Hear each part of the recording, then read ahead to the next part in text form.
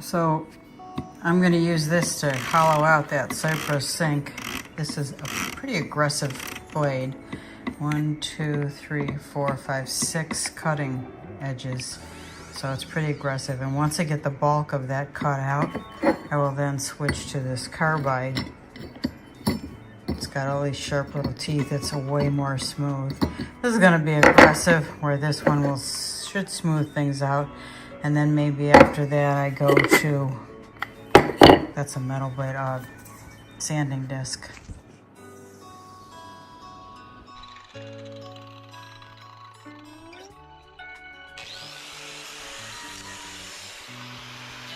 Aggressive is an understatement. I had to really grip this angle grinder firmly because it yanked me away a couple of times, and I also got hit in the hand by flying debris after it was removed. So I decided that I would just put some gloves on and save myself the trouble. I have these sailing gloves and they don't have fingertips, so that glove worked out great. Those gloves worked out great.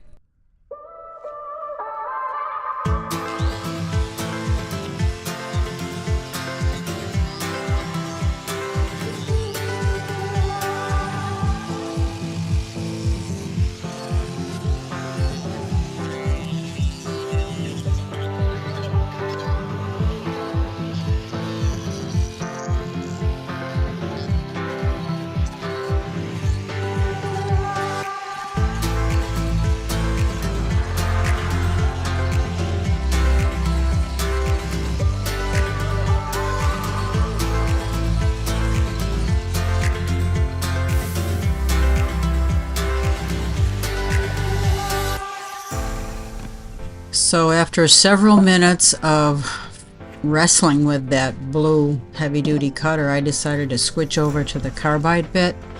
And I believe this is a medium carbide bit, so not too intense. Here I'm unplugging the angle grinder, and I tried to do it manually, but that didn't work.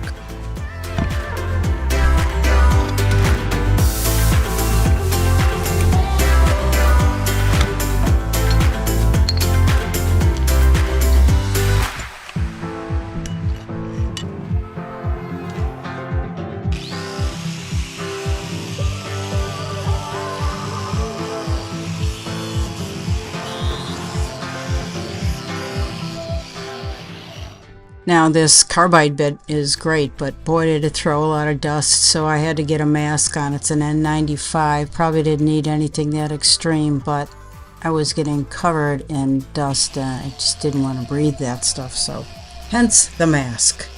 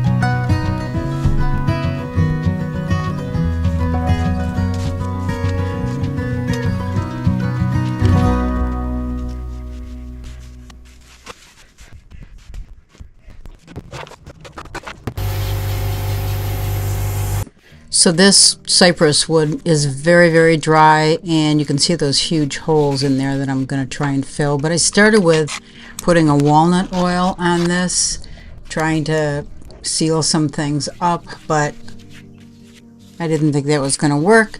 So after I did that, I ended up putting a sanding sealer on there, and I'm sure that closed up some of the top porous holes, but it really didn't do the trick. So I ended up just doing a resin on top of this whole piece, this side. I did tape up the other side because I knew it would drain through that hole and right out the basin of the sink. So I did tape that up. It didn't really work that well, but you'll see what happened.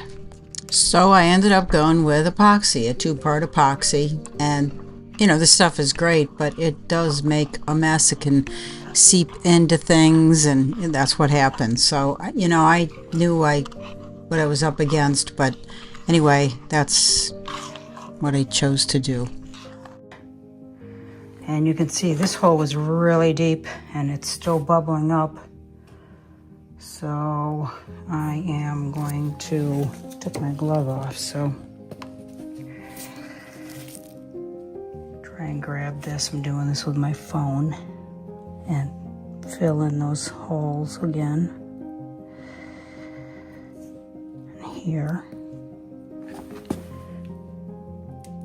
I'm probably gonna have to do this on almost all sides, outside and inside. And I'll have to heat it to get rid of those air bubbles. As you can see there, it needs a little bit. And I made enough because I want to do something else with this resin. But I have to make sure that these holes are filled before I move on to this next project.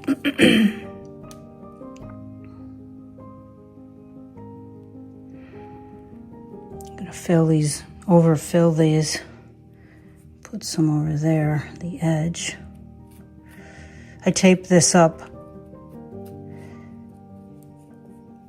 before I did this, otherwise it would have gone right through to the inside. Okay, this is looking pretty good. Put a little more there. That's really soaking in. It's not a hole, it's just, well, like a rotten spot, and it's very porous. Okay. All right. A little bit more there.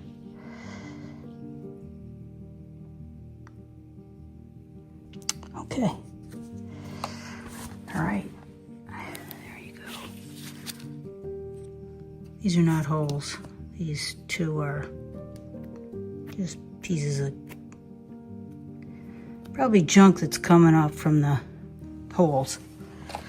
That'll all get sanded off smooth once that dries hard. So that big hole keeps seeping down and oozing out here. So I had to really tape it up. It's taped all the way down to here now. So you can see it oozing out, and I can't do anything about it. I've tried to reinforce it as much as I can, but that's the thing about resin, it seeps, and you do your best, but you know, and this is really porous, this wood. So I think once I get it all sanded down for a final sand, I will probably use a 2-inch angle grinder so I can really get into these areas. It's hard to get it in there with a 4-inch. But once I do that, then I'll put a coat of, I don't know, polyurethane or something on it that will keep it this color because it'll go dark. Or use a urethane and it'll go dark like that. We'll see. So some of the dust that I took off of this when I was carving it, I mixed it in the resin to try to thicken it up a little bit, prevent it from oozing, and I think that's working. Oops, can't really see that well. Okay, maybe that's better. You can see it kind of mixed in there. So we'll see how that looks. I'm gonna put some of this AKI white. Here it is in there. I'm going to mix this in here, and I'm going to pour that in the bottom of a bowl that I made, and add some other pieces of resin that dried separate. So I'll show you that.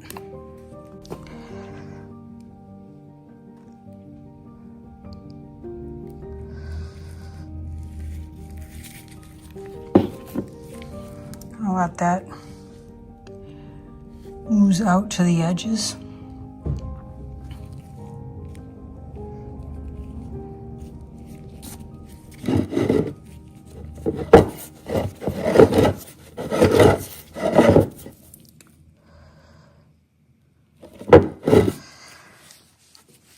That should lay flat after a little bit.